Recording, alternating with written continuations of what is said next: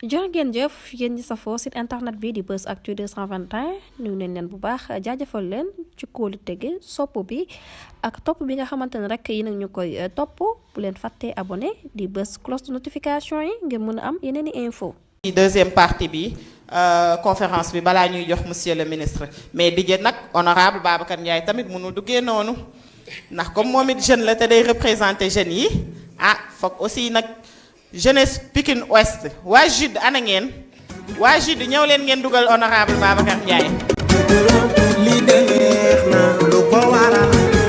lii de neex na comme dama la waxoon ni dañ lay xoolee suñu leader te xale yi nee nañ ñun dañuy tàmbalee ci Ousmane yem ci moom mais dugub bi xeere na de ñi ñooy waa JUD. moom bu ne ma weex ma ne ko daal moom bu ne ma ñuul ma ne ko waaw lu mu wax lañu wax lu mu wax waxuñu ko. bàyyi tereem lu mu wax laa wax leneen safuma.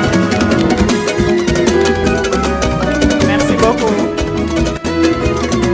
La section féminine de la JPS ñoom ñooy waa JUD aussi Jeunesse Unie pour le Développement ñooy xale yu am jom xale yoo xam te ne xaaruñu financement xaaruñu nomination liggéey rek lañ gëm ñu ngi ci social bi ñu ngi ci lu bari daal dinañ ci ñëwaat donc dañuy bàyyi l'honorable député Babacar Ndiaye aussi mu joxe participation par rapport à la conférence. Honorable, vous avez la parole.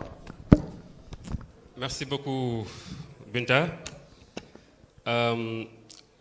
Dafa mel ni da nga xam li ma doon waajal dama gëstu léegi ma ne coordonnateur Binta dafa dugal maire ak hymne na fexe ba créer hymne nag pour mën ak sare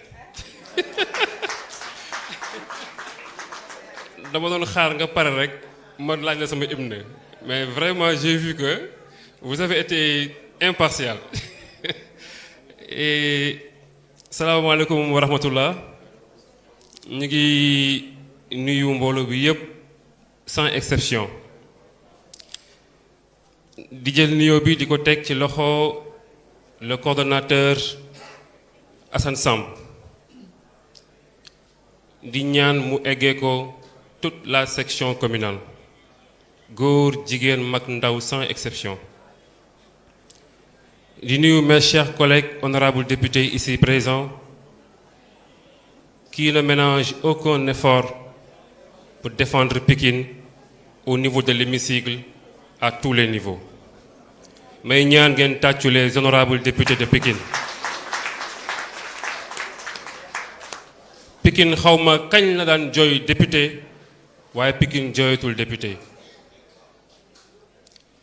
may remercier monsieur le ministre Moustapha Sarré di remercier képp kuy autorité ku fi toog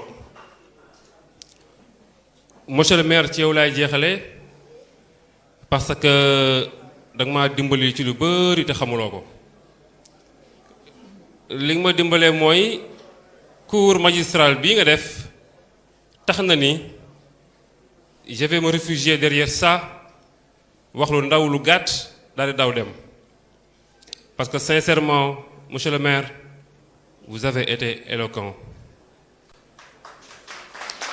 monsieur le maire vous avez été pointu dans l'argumentaire vous avez été très très rigoureux ci démarche bi mais monsieur le maire vous avez été responsable dans la prise de parole et très sincèrement maa ngi lay déglu yaa ngi wax maa ngi lay xool yaa ngi wax mais j'ai senti beaucoup de responsabilité dans la prise de parole donc moo la ci remercier bu baax a baax a baax ceci étant du ma sax jéem a guddal wax naa ko léegi je m'en vais tout droit remercier encourager la JPS départementale de Pikine particulièrement la JPS communale de Pastef Pikine Ouest.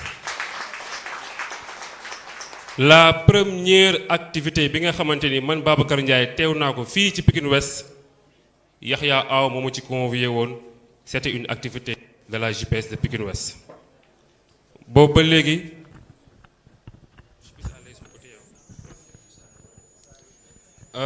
boobu ba léegi Yahya Aou a toujours été un jeune exemplaire parmi nous.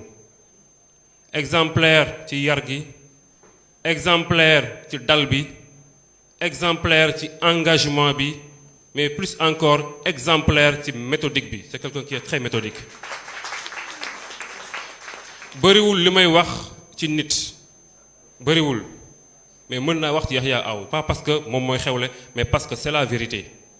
tey mën naa waat ci yàlla ni Pikine yépp bu ñu jëloon ko parole li ñuy wax ci moom ñeenti wax du si jóg yaru na dal na méthodique na engagé na. may ñaan nag benn bu nekk ci moom ci yooyu ma lim mu nekk ci man ndax vraiment manqué naa ko Yahya faut vraiment di ma coacher très souvent. La fédération JPS Pikine mooy la première instance départementale bu Pastef taxawal ci jeune. La première structure banqaas bi njëkk bu ñu taxawal ci Pastef moo nekk la section Pastef UCAD mais la fédération départementale Pastef Pikine la lii li muy tekki mooy Pastef JPS Pikine dafa bokk ci ñi bind histoire mais mën nañu wax ni depuis son installation jusqu'à présent JPS Pikine Ouest mësul des ginnaaw mësul des ginnaaw ci mobilisation mësul des ginnaaw ci animation mësul des ginnaaw ci massification mësul des ginnaaw ci campagne mësul des ginnaaw ci élection JPS Pikine Ouest a toujours été parmi les devants de la scène. ma leen ni encouragé bu baax a baax di leen wax ni instruction yi nga xamante ni monsieur le maire wax na ko léegi te mu jóge ci kilifa gi Ousmane Sonko instruction yooyu noonu JPS Pikine de façon générale JPS Pikine Ouest de façon particulière mësu see jóg lii wane na ko dafa fekk ni fas lu mu daw faw ñu làbbali ko. Et oui monsieur le maire vous avez raison Ousmane Sonko a donné des instructions ndigal la benn bu ñu doon def benn nañ ko def fukk. Et en ce sens j'interpelle le coordonnateur départemental actuel monsieur Sathioro Fall duma avancer ci moom parce que les gens vont dire que sama xarit la mais n'empêche je l'interpelle ndigal jib na lépp lu JPS départemental doon def benn na ko doubler na ko tripler na ko quadrupler pour trois raisons bi si njëkk mooy les enjeux politiques nous l'imposent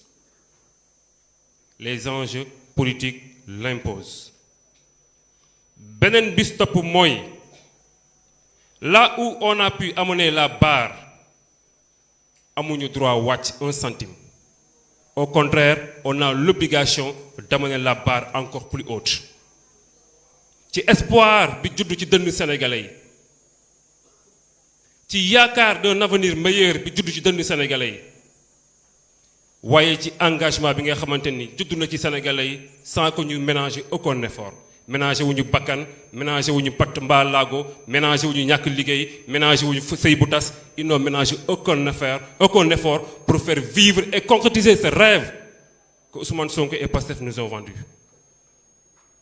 may wax ni ndaw yi Pikine mësu leen a des ginnaaw fexe leen ba saa suñuy lim ndaw ñi nga xamante ni nekkoon nañu ci wetu Ousmane Sonko nekk ci ginnaawam nekk ci kanamam ba ñu ne histoire bind na ko le Sénégal a changé de paradigme Sénégal ñëwatul benn réew ci àddina bi ndaw yooyu bu ñu ne lim nañ ci boole ndaw yi Pikine ne ménagez aucun effort pour accompagner ce projet pour lequel on s'est tant battu ne ménagez aucun effort ba yaakaar bañ a tas ndaxte yaakaar warul tas chaque fois ma wax ko on a l'obligation de réussir et les Chers camarades, chers frères, chères sœurs, cette réussite commence par ce mandat. Cette réussite commence par ce mandat.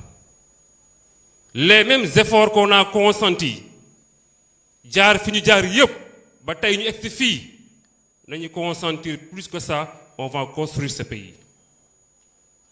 Parce que dige bi du dara lu tabax Sénégal loolu kese la loolu kese la du leneen tabax Sénégal. Pour y arriver nag on a besoin d'une jeunesse consciente, pour ne pas paraphraser le président Ousmane Sonko.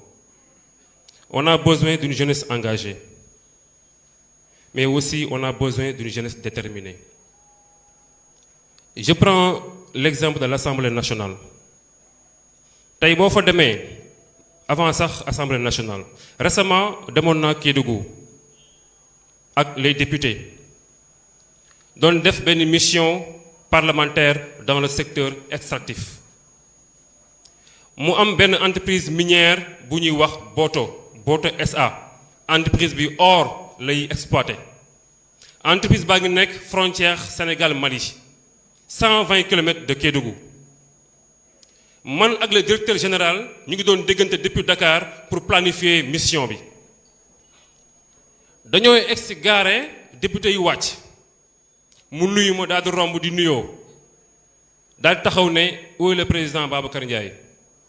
ñu ne ko pourtant moom nga nuyu léegi de mu siggi xool ma ne ma waaw quelle jeunesse. C'est la première fois que je vois des députés si jeunes.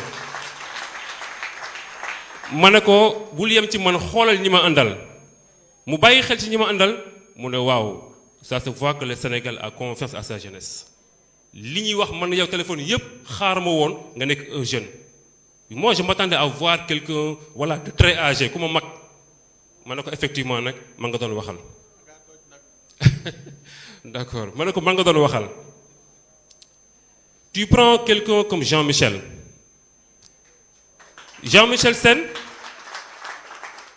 beaucoup de ministres sont passés à l'Assemblée nationale. Jean-Michel n'est pas un ministre. Mais ça, bu ñëwee Assemblée nationale, les députés dañ koy defal standing ovation. Et il n'a pas 30 ans. Xale bu ndaw la. Tu prends quelqu'un comme Ngagne Demba Touré. Tu prends quelqu'un comme Saliou Dione à l'Assemblée.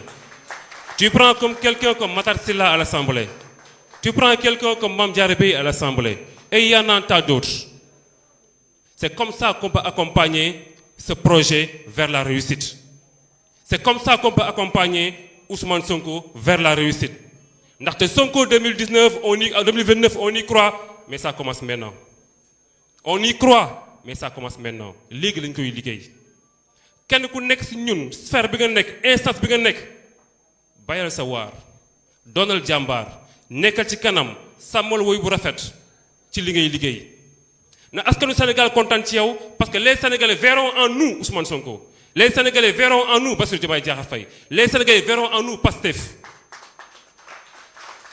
Tey man Babacar Ndiaye bêtise bu ma mënti def, la preuve, exemple simple, la preuve. On a été en campagne élection législative, voire présidentielle peut-être. Ñu dem Dakar di campagne. Fekk la veille ñu kar Ousmane Sonko saccagé attaqué cortège am. Bi ñu attaqué cortège Ousmane Sonko c'était cortège Barthélémy Dias moo ko attaqué woon. Ousmane Sonko génn def benn sortie mer ba fut. Ni mu meree ba futu loolu touché ma. À l'instant bi ñu may jox parole fekk ma doon seetaan vidéo bi dama jël micro bi rek saaga foofu yëpp. Ba léegi les gens ne disent pas Babacar Ndiaye moo saaga ils disent jeune Pastef fi moo doon saaga. Barke démb ñu ma koy rappeler di ma won benn affiche ne ma xoolal li waa ji bind le jeune de Pastef qui insulte. Pourquoi il ne se limite pas à Babacar Ndiaye qui insulte? Parce qu'il voit en moi Pastef. Sama gars yi ñun ndaw ñi dañu nekk ay jàmbaar te xam ni on marche à l'image de Ousmane Sonko te kooku jàmbaar la góor la. Ndaw yi Pikine on n'a jamais été derrière. Ne nous mettons jamais derrière. Continuons à être au devant de la scène. kontante rek laa amoon pour gën leen a ñaax gën a ñaax sama bopp. amul secret on a l'obligation de réussir amul layami ñun ñoo wër monde bi yépp ne mën nañu ñi fi nekkoon mënuñu nañ leen fi jëlee ñu jox ñu léegi jox nañu nañu liggéey amul layami nañu liggéey sénégalais xam ne liggéey nañu 2029 ñu sëgg fol pouvoir bi ne ko Sonko am doxalal Sénégal cam kanam jërë ngeen jëf.